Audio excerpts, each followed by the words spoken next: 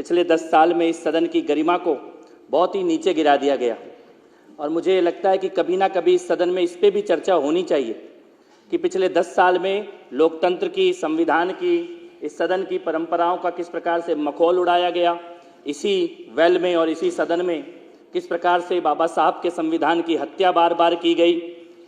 और आपके ऊपर एक बहुत बड़ी जिम्मेदारी है इस पीठ की गरिमा को पुनर्स्थापित करने की। और हम सब लोग, सदन के सभी सदस्य पूरी तरह सुनिश्चित हैं कि सदन की गरिमा को न केवल आप पुनर्स्थापित करेंगे बल्कि साथ ही साथ इसे उन नई ऊंचाइयों पर ले जाएंगे जिसके लिए कभी ये सदन, ये इमारत जानी जाती थी। मैं इस अवसर का उपयोग हमारी आदरणीय मुख्यमंत्री महोदया जी का भी धन्यवाद करने के लिए करूंगा। जब पिछली सरकार में ये पूरा भ्रष्टाचार चल रहा था, अभी तो सीएजी की पहली रिपोर्ट आई है, ये तो पहली किस्त है, अभी तो एक के बाद एक न जाने कितनी रिपोर्टें और दस्तावेज सामने आने बाकी हैं। लेकिन ये जो सरकार और जितने लोग चुने हुए इस सदन में बैठे हैं, सब आंदोलन के माध्यम से आए हैं सड़कों पे। ऐसा कोई व्यक्ति नहीं है इस सदन में जो शराब घोटाले के खिलाफ सड़क पे ना उतरा हो। ऐसा कोई व्यक्ति नहीं है जिसने कभी ना कभी गिरफ्तारी ना दी हो पिछले 1.5-2 साल के अंदर। ऐसा कोई व्यक्ति नहीं है इस सदन के अंदर पानी की बौछारों का सामना ना किया हो। अपने मोहल्ले में, अपने इलाके में, अपने वार्डों में, अपनी विधानसभाओं में शराब के ठेकों के सामने जिन्होंने प्रदर्शन ना किया हो। मैं ये चाहता हूं कि सदन में ऑन रिकॉर्ड ये बात आए कि ये जो सरकार इस बार चुन के आई है, ये एक जन आंदोलन से चुनी हुई सरकार है। भ्रष्टाचार के खिलाफ एक ऐतिहासिक जन आंदोलन भारतीय जनता पार्टी के कार्यकर्ताओं ने चलाया था। अध्यक्ष, हमारे प्रदेश अध्यक्ष वीरेंद्र सचदेवा जी के नेतृत्व में ऐतिहासिक जन आंदोलन चलाए और लगभग 71 बार दिल्ली की सड़कों पे धरने प्रदर्शन। मुझे लगता है ऐसा कोई हफ्ता नहीं गया पिछले 2 साल में जब भाजपा के कार्यकर्ताओं ने, महिलाओं ने, भाइयों ने, युवाओं ने सड़क पर पुलिस का सामना करते हुए शराब घोटाले के खिलाफ जागरूकता का काम ना किया हो। और ये बोला गया था कि आज आप लूट रहे हो, लेकिन भाजपा के कार्यकर्ताओं का ये बलिदान, ये मेहनत, ये संघर्ष एक दिन सुनिश्चित करेगा कि ना केवल हर एक भ्रष्टाचारी जेल जाएगा, बल्कि जो मांग सतीश उपाध्याय जी ने की थी कि एक एक पैसे को वापस जनता के खाते में डलवाने का प्रयास भी किया जाएगा। मैं ये चाहता हूं कि सदन इस बात का संज्ञान ले और उन सभी कार्यकर्ताओं को भी हम आभार व्यक्त करें, दिल्ली के उन सभी नागरिकों को, महिलाओं को, भाजपा के कार्यकर्ताओं को, प्रदेश अध्यक्ष महोदय को, राष्ट्रीय अध्यक्ष महोदय को, जिन्होंने ये सुनिश्चित किया कि जब दिल्ली की जनता का पैसा लूटा जा रहा था, खून चूसा जा रहा था, शराब के ठेके खोले जा रहे थे, तब ये सुनिश्चित किया कि एक दिन भी हम आराम से नहीं बैठेंगे। और ये जन आंदोलन की निर्णायक जीत है। जिस कुर्सी पर आज हमारी आदरणीय मुख्यमंत्री महोदया विराजमान है, उसके साथ की कुर्सी पर जिसमें आदरणीय मंत्री प्रवेश जी विराजमान है, इन्हीं 2 कुर्सियों पर बैठकर कश्मीरी पंडितों के नरसंहार का न केवल तिरस्कार किया गया बल्कि निर्लज्जता पूर्वक उपहास उड़ाने की कोशिश की गई थी। आज ईश्वर का न्याय। और मैं ये कहना चाहता हूं अध्यक्ष महोदय कि दिल्ली की जनता ने इन चुनावों में बता दिया कि लोकतंत्र में मालिक केवल जनता होती है। कोई अपने आप को अगर मालिक बताने की कोशिश करता है, कोई भी अगर अपने आप को लोकतंत्र में मालिक बताने की कोशिश करता है, तो जनता वोट की शक्ति के माध्यम से वो सभी लोग जो यहां खड़े होकर स्वयं को दिल्ली का मालिक बोलते थे, आज इस सदन के अंदर, इस परिसर के अंदर घुसने की योग्यता भी जनता ने उनकी समाप्त कर दी है। सीएजी की ये रिपोर्ट सदन के पटल पे रखी गई है। संकल्प था मुख्यमंत्री महोदया का कि पहले ही सत्र में इस रिपोर्ट को जनता के सामने लाया जाएगा। हमारे इस सदन में कई विधायकगण मौजूद हैं जो पिछली विधानसभा में भी यहीं बैठे थे और लगातार मांग कर रहे थे कि रिपोर्ट को पटल पे रखा जाए। और ये एक संवैधानिक प्रक्रिया है। सीएजी की रिपोर्ट अगर आएगी तो विधानसभा के पटल पर स्वाभाविक तौर पे उसको लाया ही जाता है। लेकिन यह पहली बार ऐसा देखा गया कि एक सरकार ने हर तरह का कुचक्र रचा कि विधानसभा के पटल पर सीएजी की रिपोर्ट आने ही ना पाए। पर पुनः बधाई मुख्यमंत्री महोदया को कि उन्होंने संकल्प लिया। पहला सत्र चल रहा है, अभी केवल शपथ संपूर्ण हुई है और अध्यक्ष महोदय का चुनाव संपूर्ण हुआ है और उसके साथ ही पहला जो काम हुआ है वो विधानसभा के पटल पर सीएजी की ये रिपोर्ट रख दी गई है।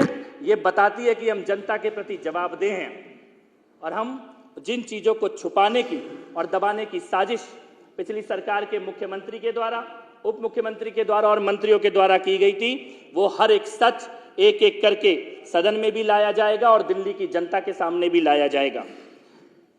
ये रिपोर्ट को अगर एक लाइन में हम बोलें, एक लाइन में इस रिपोर्ट को अगर बोलें तो एक लाइन में समराइज कर दे तो झाड़ू वाला ही दारू वाला है।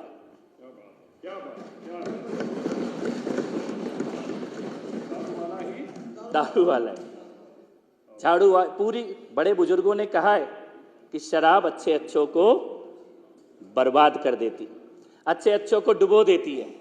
शराब एक ऐसी चीज है जिसमें जो डूबा वो बचा नहीं।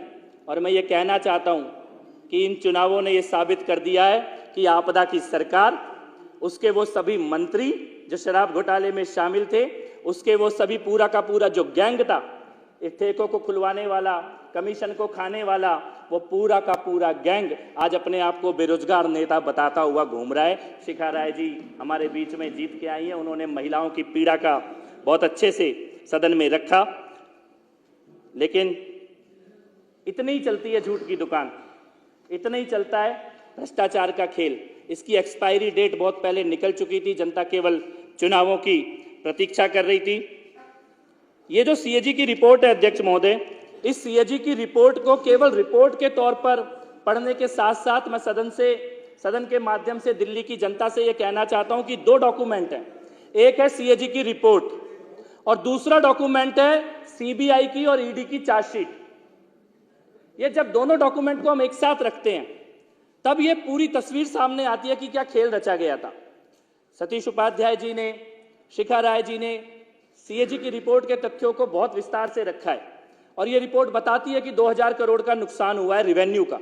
ये केवल रेवेन्यू का नुकसान है, ये पूरे घोटाले की कीमत नहीं है। 2000 करोड़ तो केवल रेवेन्यू का नुकसान हुआ है कि सरकार के खाते में आना चाहिए था लेकिन आया नहीं। लेकिन अगर घोटाले के आंकड़ों को देखा जाए, गोवा के चुनाव में, पंजाब के चुनाव में जो पैसा भेजा गया, जिसकी चर्चा ईडी की चार्जशीट कर रही है, सीबीआई की चार्जशीट कर रही है, उसको देखा जाए, जिस प्रकार से 3 नाम सामने आए थे, दिनेश अरोड़ा का, अमित अरोड़ा का और विजय नायर का, वो तीनों नाम और मुख्यमंत्री और उप मुख्यमंत्री के साथ उनके तालमेल के साथ जो फाइनेंशियल डील जिनकी चर्चा ईडी की और सीबीआई की चार्जशीट करती है, उनको अगर ध्यान में रखते हुए उस परिप्रेक्ष्य में जब हम सीएजी की रिपोर्ट देखते हैं तो हम ये मानने को बाध्य होते हैं कि रेवेन्यू का नुकसान तो 2000 करोड़ का हुआ है, लेकिन ये जो घोटाला है, ये जो पैसा खाया गया है और जिसकी प्लानिंग की गई थी, बाद में दबाव में, भारतीय जनता पार्टी के आंदोलन के दबाव में, एलजी साहब के नोटिस के दबाव में, चीफ सेक्रेटरी के लेटर के दबाव में वापस तो ले ली गई, लेकिन प्लानिंग इनकी ये थी कम से कम 10,000 करोड़ रुपए का दिल्ली की जनता का पैसा खाने की इन लोगों की तैयारी थी। और उसी पैसे के माध्यम से पंजाब में और गोवा में इन लोगों ने अपनी राजनीतिक गतिविधियों को आगे बढ़ाने की कोशिश भी की थी। मैं यहाँ पे अध्यक्ष महोदय ये बात कहना चाहता हूँ कि सदन की ये दीवारें, जहाँ पे आज 280 पे चर्चा हुई, 10 साल सदन की ये दीवारें तरस गई कि दिल्ली के मुद्दों पे कभी कोई चर्चा हो, दिल्ली के किसी विषय पे कभी कोई चर्चा हो। और ऐसी ही सीएजी की एक रिपोर्ट को अपने हाथ में उठाकर पिछली सरकार के मुख्यमंत्री और उनके बाकी नेता ऐसी ही एक सीएजी की रिपोर्ट को हाथ में लेकर दिल्ली की राजनीति में प्रवेश किया था। चौहान साहब यहाँ बैठे हैं, लवली जी यहाँ पर बैठे हैं, आप लोग प्रत्यक्ष गवाह हैं। तब जो सत्ता थी उसका एक हिस्सा आप थे, लेकिन तब जो आंदोलन हो रहा था वो ऐसी ही एक सीएजी की रिपोर्ट के आधार पर ही हो रहा था। इसी प्रकार की रिपोर्ट के पन्ने दिल्ली की जनता के बीच में लहराए जाते थे और ये कहा जाता था कि इसमें घोटाला हुआ है, इसके बदले हमें सरकार में लेके आओ। लेकिन समय का चक्र पूरी तरह से घूम चुका है और आज सीएजी की रिपोर्ट सामने है, पहली रिपोर्ट जो इस सदन के पटल पे आई है, और मुझे विश्वास है कि ऐसी बाकी रिपोर्ट भी सदन के पटल पर आएंगी। और वो ये बताती हैं कि जो लोग भ्रष्टाचार से लड़ने के नाम पे आए थे, उन्होंने शायद इस देश की आजादी के बाद से इस देश के इतिहास में सबसे ज्यादा भ्रष्टाचारी और अहंकारी सरकार अगर कोई इस देश की सत्ता में, दिल्ली की सत्ता में आई है तो वो पिछली सरकार थी, जिसके अहंकार को जनता ने अपने वोट के माध्यम से वापस भेज दिया। सीएजी की रिपोर्ट में बताया ही गया है कि 2000 सीएजी की रिपोर्ट में लिखा है, मैं सदस्यों को जानकारी है पर मैं ध्यान में लाना चाहता हूं कि ये नॉन कन्फर्मिंग एरियाज क्या है। ये बहुत जरूरी है सुनने के लिए, क्योंकि जब ये इस सदन के अंदर प्रोटेस्ट करते हैं भगत सिंह जी के नाम पर, बाबा साहब अंबेडकर जी के नाम पर, तब दिल्ली की और देश की जनता को पता होना चाहिए नॉन कन्फर्मिंग एरियाज में शराब की दुकानें खोली गई। इसका मतलब है गुरुद्वारे के सामने ठेका खोला गया। चाणक्यपुरी में गुरुद्वारे के सामने ठेका खोला अरविंद केजरीवाल ने, मनीष सिसोदिया ने। मंदिरों के सामने ठेका खोला, स्कूलों के सामने ठेका खोला, कॉलेजों के सामने ठेका खोला। इसको बोलते हैं नॉन कन्फर्मिंग एरियाज, जहां पे संविधान बाबा साहब का इजाजत नहीं देता था, जहां पे कानून इजाजत नहीं देता था, एक्साइज की पॉलिसी इजाजत नहीं देती थी शराब के ठेके खोलने की। उन जगहों पर शराब के ठेके खोलने का पाप अगर किसी ने किया तो पिछली आपदा सरकार ने वो पाप किया है। सदन में ऑन रिकॉर्ड ये बात आनी चाहिए। और उसके कारण 941 करोड़ रुपए का नुकसान रेवेन्यू का दिल्ली की जनता को हुआ। अपने ही लोगों को लाइसेंस देना जिनकी एलिजिबिलिटी नहीं है, बैंक के खाते में 1 लाख रुपया पड़ा है और 100 करोड़ रुपए के टेंडर दिए जा रहे हैं जिन लोगों को, और बाद में उनकी फीस तक वापस लौटाने की नौबत आ गई। फीस वेवर कर दी गई कोरोना के नाम पर। अध्यक्ष महोदय, ये बात ध्यान देने योग्य है कि ये घोटाला तो एक पाप होता ही है, लेकिन उसकी टाइमिंग जिसकी तरफ ध्यान दिलाया गया इस सदन में, कोरोना का वो काल जब देश में हर कोई केवल ये सोच रहा था कि कैसे किसी की मदद की जाए।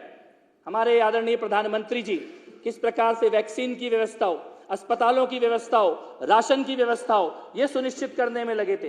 गृह मंत्री जी स्वयं दिल्ली में जगह जगह जाकर टेम्परेरी हॉस्पिटल बने, बेड की व्यवस्था हो, ऑक्सीजन की व्यवस्था हो, उसके लिए देश के गृह मंत्री स्वयं दौरे कर रहे थे दिल्ली के अंदर। कार्यकर्ताओं के तौर पर भी, राजनीतिक पार्टी के तौर पर भी, समाज सेवी संगठनों के तौर पर भी, एनजीओ के लोग, आरडब्ल्यूए के लोग, सभी लोग सड़कों पर उतरे हुए थे। किसी तरह से भोजन की व्यवस्था हो, दवाई की व्यवस्था हो, ऑक्सीजन की व्यवस्था हो, सिलेंडर की व्यवस्था हो, सबकी चिंता यही थी। दिल्ली की माताएं और बहनें अपने घर में दिया भी जलाती थी तो रोज जगदम्बा से केवल इतनी प्रार्थना करती थी कि हे जगदम्बा, मेरे परिवार की रक्षा करना, मेरे देश की रक्षा करना। वो संकट काल कोरोना का, उस संकट काल में दिल्ली का भूतपूर्व मुख्यमंत्री और उप मुख्यमंत्री क्या कर रहे थे? उस संकट काल में दिल्ली के मुख्यमंत्री के घर में शराब के दलालों की मीटिंग चल रही थी। यह ईडी की चार्जशीट में लिखा हुआ है, सीएजी की रिपोर्ट में लिखा हुआ है। जिस समय इन्हें दवाइयों की व्यवस्था करनी थी, और खास तौर पे जो उत्तर प्रदेश से, बिहार से, उत्तराखंड से जो लोग आते हैं, दिल्ली भूली नहीं है। हमारी बस्तियों में अध्यक्ष महोदय लाउड स्पीकर से रात को 12 बजे ऐलान कराया गया कि आनंद विहार में बसें खड़ी हैं, आपको आपके घर तक छोड़ के आएंगी। लाखों लोगों को आनंद विहार में डीटीसी की बसों के द्वारा पहुंचा दिया गया और वहां पे पीने के पानी तक की सुविधा नहीं थी, घर पहुंचाने की कोई बस नहीं थी।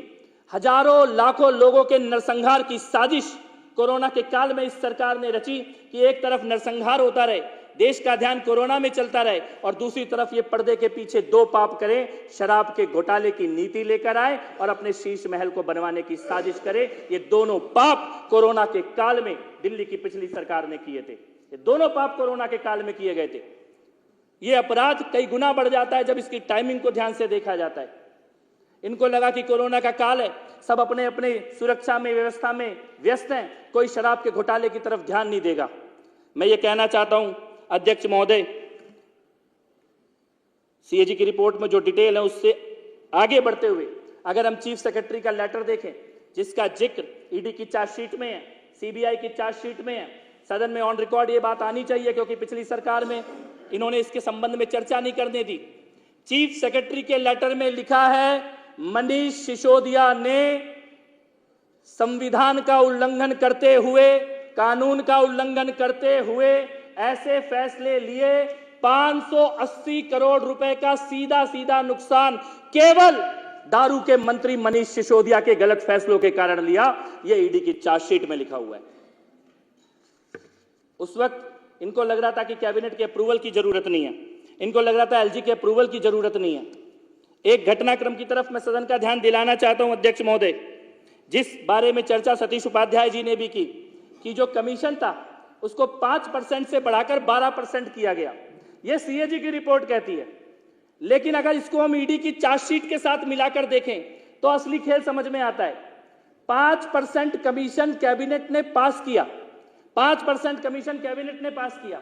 कैबिनेट की अगली मीटिंग 23 मार्च 24 मार्च को होनी थी। 14 मार्च से लेकर 17 मार्च तक यही हमारी विधानसभा से थोड़ी दूर पे ओबेरॉय होटल है।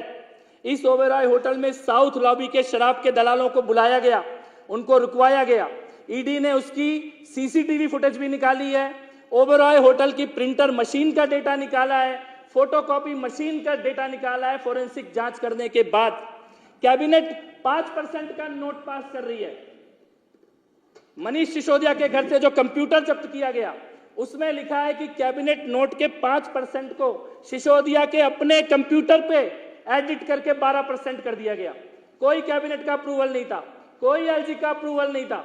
5 को 12 करके 14 मार्च से 17 मार्च के बीच में ओबेरॉय होटल में शराब के दलालों की जो मीटिंग होती है, सीसीटीवी फुटेज में शराब के दलालों के हाथ में 36 पेज की दिल्ली की एक्साइज पॉलिसी की वो कॉपी थी जो कॉपी अभी तक कैबिनेट ने पास नहीं की थी। ये पाप इन लोगों ने यहां पे किया है।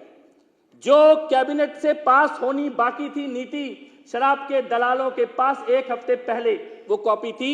सीसीटीवी फुटेज इसको वेरीफाई कर रहा है, हमारा फोटोकॉपी मशीन का फोरेंसिक डाटा इसको वेरीफाई कर रहा है, मनीष सिसोदिया का कंप्यूटर का डेटा इसको वेरीफाई कर रहा है कि सीधे सीधे इन्होंने शराब के दलालों के साथ। और जो व्हाट्सएप चैट सामने आई है, मुझे लगता है कि 15 किलो घी का मतलब सबको पता है सदन में। 15 किलो घी मनीष सिसोदिया व्हाट्सएप पे मंगा रहे हैं और 15 किलो घी के बदले 15 करोड़ रुपए कौन से अंगड़िया के माध्यम से गोवा में कहां पे डिलीवर किया गया। 3 अंगड़ियों को उसका ठेका दिया जा रहा है, वहां पे गोवा में उसके पैसे डिलीवर किए जा रहे हैं। विजय नायर किसके लिए कहा? कैलाश गहलोत जी अध्यक्ष महोदय यहाँ पे बैठे हैं, मैं थोड़ा सा समय और लूंगा बस आपका। कैलाश गहलोत जी पिछली सरकार में मंत्री थे। कैलाश गहलोत जी के लिए यहाँ पे बंगला आवंटित था, सरकारी बंगला, लेकिन उसमें गहलोत जी नहीं रहते थे, उसमें विजय नायर रहता था। उसमें विजय नायर रहता था, वही विजय नायर जो फेस टाइम पे कॉल करता है और समीर महेंद्रू फेस टाइम पे विजय नायर कॉल करता है और समीर महेंद्रू से सीधे अरविंद केजरीवाल बात करता है और उससे कहता है विन विन सिचुएशन होगी, विन विन सिचुएशन, जो बोले वो कर दो। शरद रेड्डी, उससे मिलने के लिए मुख्यमंत्री के घर के बगल में मीटिंग की जाती है।